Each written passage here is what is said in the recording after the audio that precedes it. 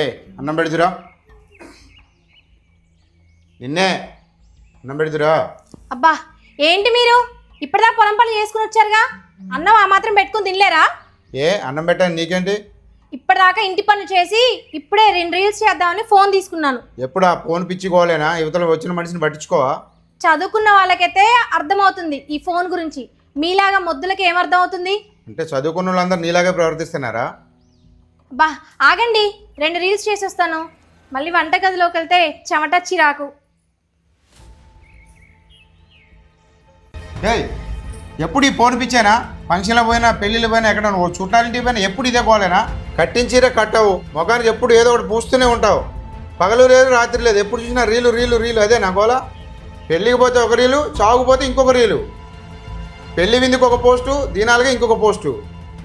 సెల్లుని చూసినంత సగం టైం మొగుడు ముఖం కూడా చూడలేదు. కానీ అబ్బా ఏం చెప్పవయ్యా, ఇదే డైలాగు మళ్ళీ చెప్పు.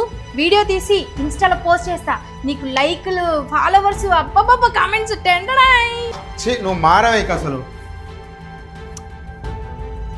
ఈ ఫిల్టర్ బాగుంది. అరే ఇందులో హాయ్ ఫ్రెండ్స్. ఈ కథ కేవలం కల్పితం మాత్రమే, ఎవరిని ఉద్దేశించినది కాదు.